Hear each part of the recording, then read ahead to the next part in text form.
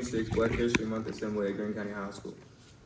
As the President and Vice President of Cultural Diversity, we are proud to partner with GCMS Cultural Diversity and Dragon Voices to host an event celebrating and educating students about Black History Month. Today, you will hear the background of Black History Month, and then we will welcome our esteemed speaker for this event, Dr. Reverend Shull.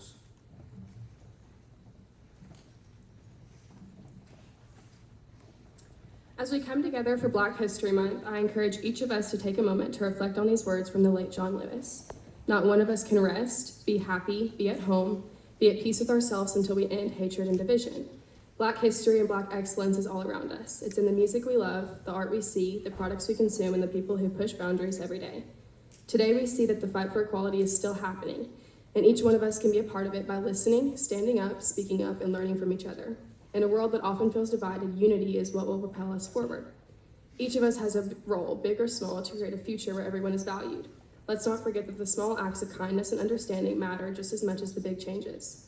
When we choose to respect one another, speak up for what's right, and support each other, we help create a school and community where everyone feels safe, accepted, and proud of who they are. By learning from the past and caring about each other in the present, we can build a future that's stronger, fairer, and full of hope. Let us take what we learned this month and turn it into action every single day by choosing empathy, courage, and unity.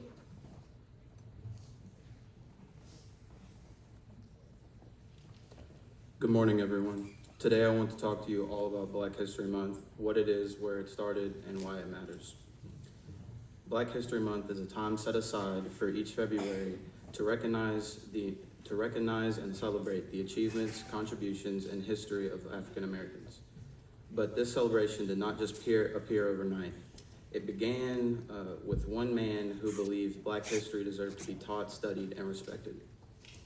In 1926, historian Carter G. Woodson created what was first called Negro History Week.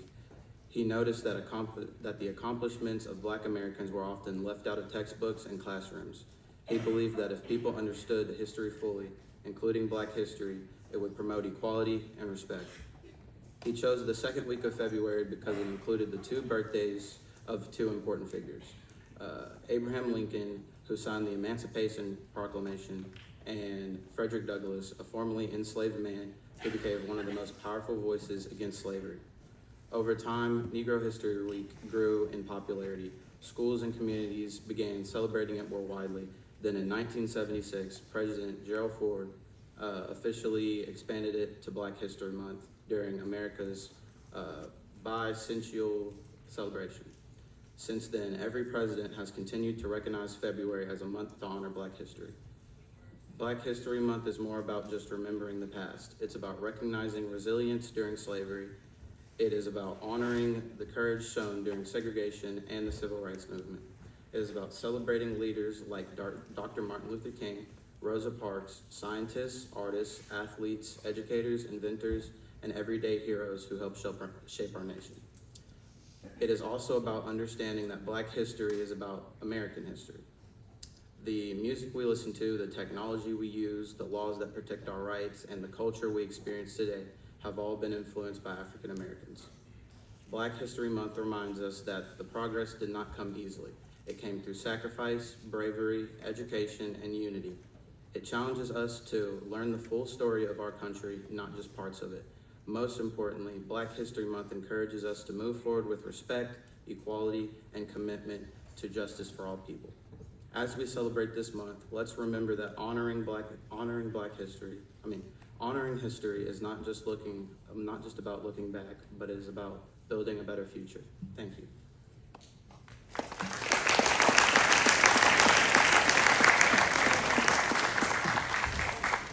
Reverend Dr. Daniel Curry Shull is the senior pastor of the Burnett Avenue Baptist Church in Louisville, Kentucky, a congregation committed to creating compelling environments in which people are developed into totally committed disciples of Christ.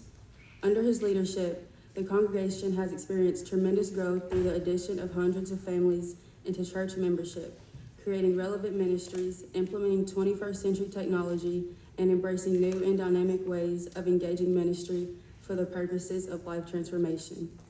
In addition to preaching 4 times per weekend and providing leadership to a thriving congregation, he serves on a number of boards for community organizations and institutions of higher education, mentors youth, and is the author of a book, Detours to Greatness. Dr. Shull serves as the chair of JCPS School Board. A proponent of education, Dr. Shull holds degrees from Fisk University, Louisville Presbyterian Theological Seminary, and Colgate-Rochester Krauser Divinity School, and works as an adjunct professor for Louisville area colleges. He and his wife, Kristen, are the proud parents of 4 children. Please join me in welcoming Reverend Dr. Daniel Curry Shull.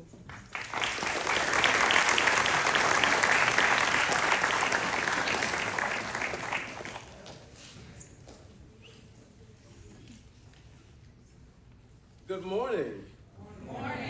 Good morning.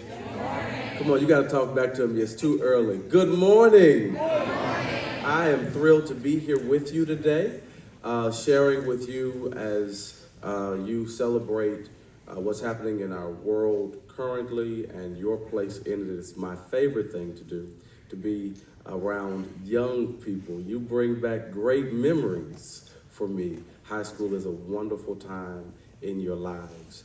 One of my favorite memories of growing up is Saturday mornings. How many of you all like Saturday mornings? Yeah, I love Saturday mornings because when I was a kid, and I grew up, full transparency, before there was YouTube, before there was Roblox, before there was even Netflix. I grew up in a time where if you wanted to watch something on TV, you had to be in front of the TV at the time that the show came on, right? And so Saturday mornings was one of my favorite times of the week because I got to find my favorite place on the couch with a big bowl of cereal. And what did I do? Watch TV, watch cartoons. Some of my favorite cartoons were The Pinky and the Brain. Some of you remember that? Pinky and the Brain. Yep. There were cartoons, the Animaniacs. Love the Animaniacs. But my favorite cartoon of them all was the Transformers. The Transformers was a sci-fi cartoon. Have you all watched the Transformers? Or am I way? Yeah, some of you have. It's an old school cartoon. It was out in the 80s and the 90s. It was where these characters, they would get into a variety of really bad situations.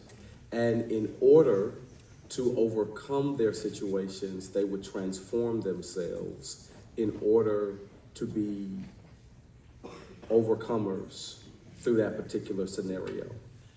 I want to bring that up today because as you traverse through life, as you grow, as you stretch, understand that you will reach some points where you have got to transform yourselves so that you can overcome the challenges that all of us face. All of us face challenges, so it's important that you dispel the myth that your challenges are unique to you, that nobody else goes through challenges. Everybody goes through challenges. People go through mental health challenges. And when you go through mental health challenges, that's a time where you've got to find someone else to talk to so that you can talk through those issues. We all deal with mental health at some point. All of us deal with loneliness challenges. That is where you feel isolated, you feel like no one understands you, you feel as though you're in the fight by yourself. That's a time where you've got to find resources that'll build a bridge so that you understand that you are not alone. Some of us have academic challenges. Yeah, not everyone is able to make all A's all the time. Some lessons, some subjects are more difficult than others and more difficult for other people. Don't beat up yourself because of those challenges. During times of challenge, you've got to learn the lesson that I learned on my mom's couch as a kid: be a transformer. That is to find unique ways to transform your thinking and to transform your approach to life so that you will be successful no matter what you face. Our world is overflowing with people who are great examples of being transformers. You have people who have fought big battles, people who have overcome many challenges, to the end that they were able not only to transform and change themselves, but they were able to change their world. So how do you do it? Number one, you recognize that you have gifts, that there are things inside of you that you can use not only to make life better for yourself, but to make life better for other people. Maybe your gifts are the arts. Maybe you have gifts to encourage other people. Maybe you have gifts of poetry and of writing. And when you use those gifts, not only will you help your life to be a little lighter, but you'll help other people's lives to be lighter as well. Remember all of the characters of history who used their great talents and their gifts in order to inspire millions of people. Do you know who Langston Hughes is? Langston Hughes is a poet from the Harlem Renaissance, and Langston Hughes began to write as a boy in his room. And he kept writing, and he kept writing, and he kept writing until one day he submitted a poem to the Crisis magazine. The editor was W.E.B. Du Bois. And when W.E.B. Du Bois published Langston Hughes's poem, the poem went worldwide. Everyone suddenly knew Langston Hughes's name. You know my favorite poem of Langston Hughes? Is the poem where he says, "Hold fast to dreams. For if dreams die, life is a broken-winged bird that cannot fly." Those words are so critically powerful because Langston Hughes used his gift of poetry to inspire people all over the world to dream. Your gift will inspire other people to dream of a world and even dream of becoming various things personally that will help contribute to the flourishing and the function of our world. You have the power to be a transformer. You do it by using your gifts. But then you become a transformer by being gracious. That is to be kind to other people. Empathy is so important in our world. It is to see other people, to see their value, to see their potential. It is to help brighten someone else's life. It is to be a little bit of sun in the midst of someone else's clouds. You can do that by being gracious to your peers, by being a friend to that person who may sit alone in the cafeteria, by lending your helping hand to a person who may feel like no one likes them. It may be siding with what is right instead of laughing when someone is being mistreated or bullied. It is about extending grace. That is how you can become a transformer. Everybody can be great, Martin Luther King says, because everyone can serve. You serve using your gifts. You serve being gracious. But then you become a transformer by realizing that you have giant potential. What I loved about those transformers is sometimes they would transform themselves into big characters, and sometimes they would transform themselves into small cars that could go really fast. It all depended on what the circumstance called for. You have gigantic potential. You got to remember that. You got to remember that you were born on purpose, that you're placed in this world to actually contribute in meaningful and impactful ways. Never overlook your giant potential. All of you are going to be great. All of you are going to be great because you're going to use your gifts. You're going to be gracious. You're going to remember that you have gigantic, ginormous, giant potential to transform this world. Now, how are you going to do it? As you think through what you will be and what you will become, you've got to begin to strategize ways that you will use your gifts, your graces, your potential in order to make the world a brighter place. The world needs you. You're quickly becoming what you will become. And that simply means that you're getting older. Right now, how many of you all are 14? Raise your hands. I see the 14-year-olds. How many of you are 15? Yeah, raise them up high. How many of you are 16? Yeah, cool. How many of you are 17? Yeah, great. How many of you are 18? Okay. Life goes quickly. So today you're 14, 15, 16, 17, 18.